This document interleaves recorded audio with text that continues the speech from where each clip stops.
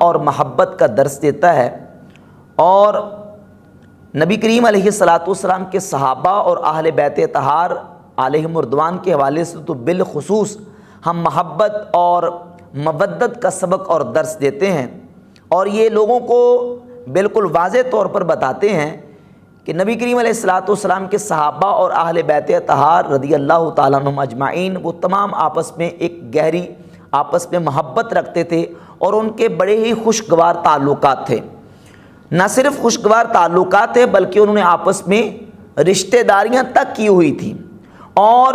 ان لوگوں کا ہم رد کرتے ہیں جو صحابہ اور اہل بیت اطہار علیہم رضوان کے درمیان آپس میں دشمنی، بغض، عداوت اور نفرت اور کینہ نعوذ باللہ ثابت کرنے کی کوشش کرتے ہیں، اور جھوٹی قسم کی روایات پیش کر کے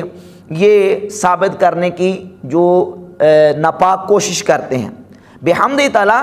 جب ہم کتب احادیث، کتب تاریخ اور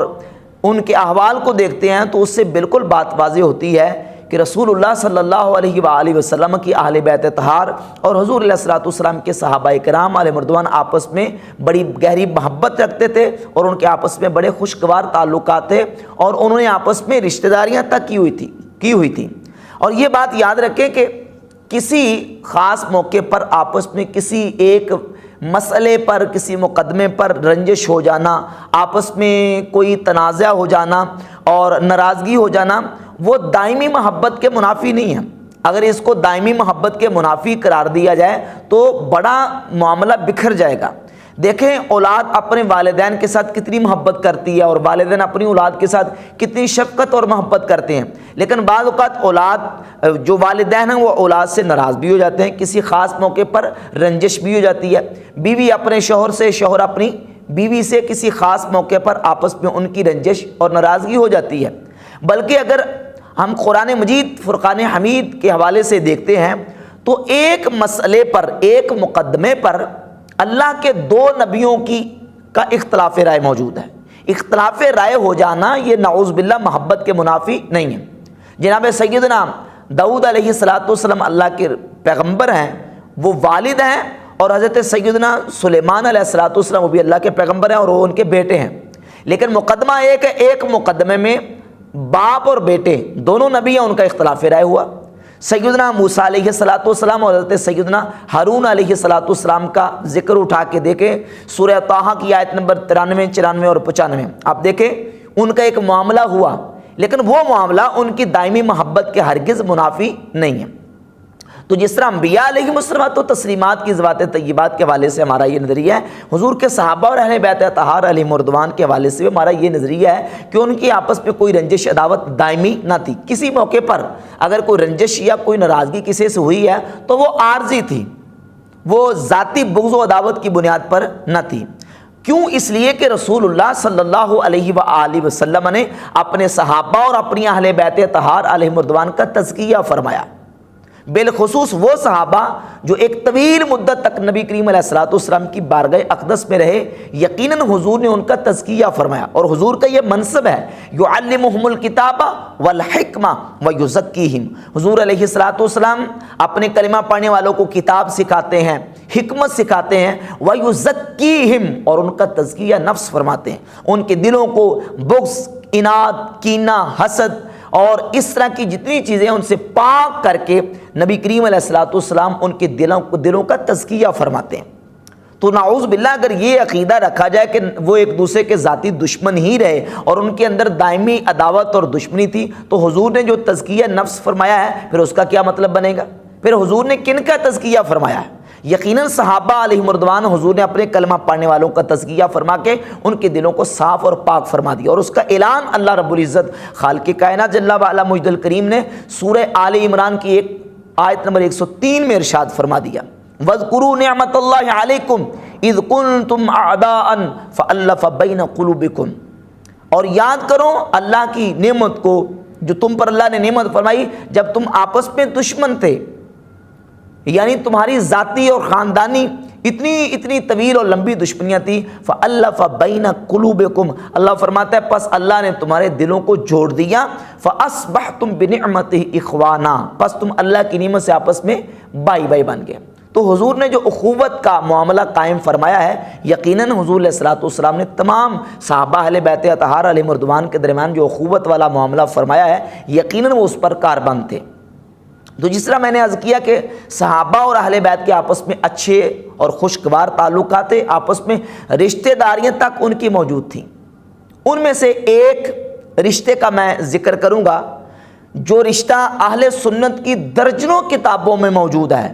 اور بالخصوص اہل تشیع کی کتابوں سے 10 حوالے میں پیش کروں گا، اور وہ رشتہ ہے مولا کائنات علی مرتضیٰ شیر خدا کرم اللہ تعالی وجہ الکریم کی شہزادی حضرت ام کلثوم رضی اللہ تعالی عنہ کا سیدنا عمر بن خطاب رضی اللہ تعالیٰ عنہ کے ساتھ عقد، یعنی مولا کائنات نے اپنی بیٹی اور اپنی شہزادی کا نکاح حضرت عمر رضی اللہ تعالیٰ عنہ کے ساتھ کیا۔ اس پر میں اہل تشیع کی جو معتبر اور مستند ترین کتابیں ہیں ان سے چند ریفرنسز پیش کروں گا، یعنی تقریباً 10 کے قریب حوالے ہوں گے۔ پہلا حوالہ الفروع من الکافی،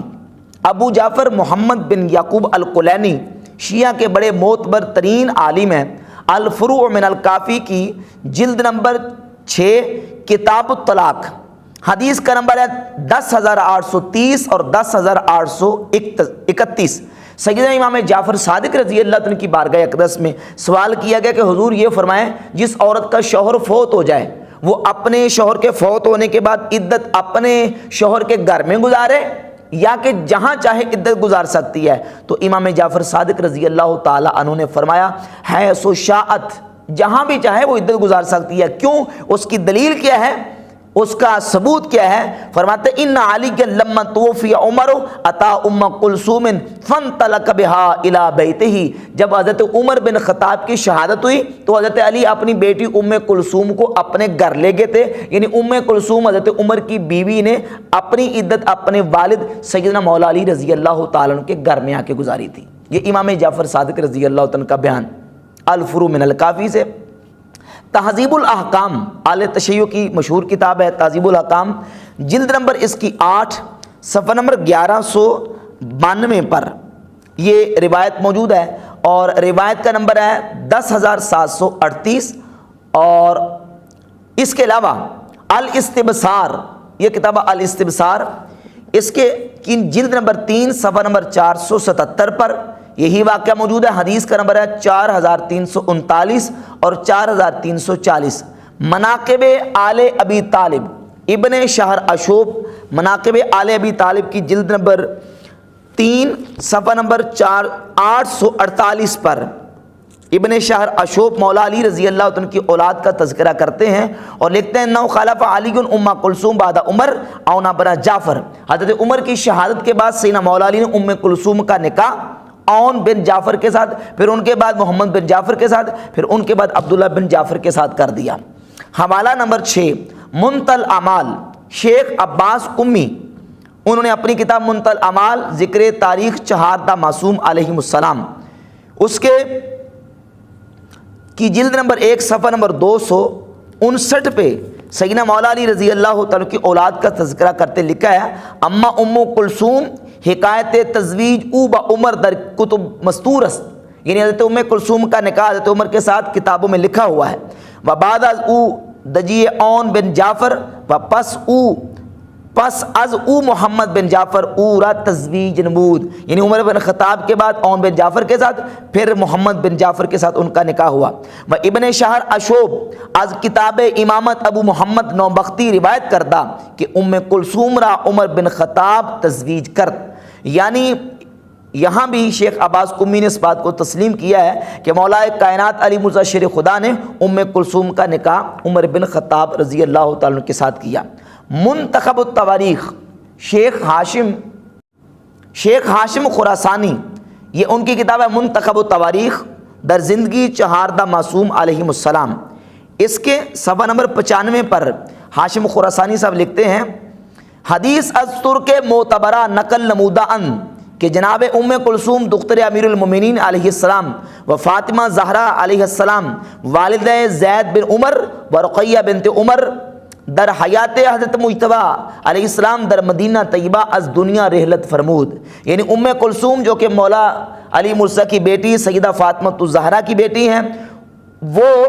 والدہ تھی زید بن عمر کی، یعنی حضرت عمر کے بیٹے زید کی والدہ بنی اور رقیہ کی والدہ بنی، اور حضرت امام حسن مجتبیٰ کے زمانے میں مدینہ طیبہ میں ان کا وفات ہوئی ان کی، و رحلت او و فرزندش زید در یک روز اتفاق افتاد، یعنی ان کی اور ان کے بیٹے زید کی ایک ہی دن میں ان کا انتقال ہوا، و تقدم و تاخر موت احدہما معلوم نہ شد، اور یہ نہیں معلوم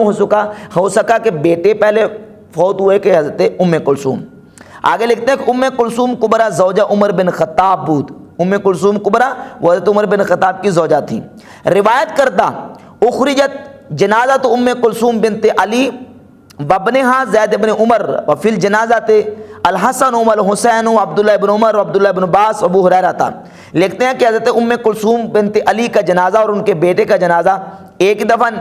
اٹھا، اور اس جنازے میں امام حسن، امام حسین، عبداللہ بن عمر، عبداللہ بن عباس اور ابو ہریرہ بھی موجود تھے۔ فودعوا جنازۃ الغلام مما یلی الامام، اور جنازہ بچے کا پہلے اور حضرت ام کلثوم کا بعد میں رکھا گیا، والمرأۃ وراءہ، اور ان کا بعد میں رکھا گیا۔ وقالوا ھذا ھو السنہ، اور صحابہ نے کہا کہ یہی سنت طریقہ، اسی طریقے سے جنازہ پڑھا جائے۔ مجالس المومنین میں علامہ قاضی نور اللہ شوستری مجالس المومنین کی پہلی جلد کے صفحہ نمبر 204 اور 451 پر لکھتے ہیں، صفحہ نمبر 204 پہ پہلے لکھا ہے کہ اگر نبی دختر با عثمان داد ولی دختر با عمر فرستاد، یعنی اگر نبی نے اپنی بیٹی عثمان کو دی ہے تو حضرت مولا علی نے اپنی بیٹی حضرت عمر کو دی ہے۔ اور پہ لکھتے ہیں کہ پوچھا کہ چرا آ حضرت دختر خود را با عمر بن خطاب داد، حضرت عمر کو مولا کائنات علی مرزا نے اپنی بیٹی کا رشتہ کیوں دیا؟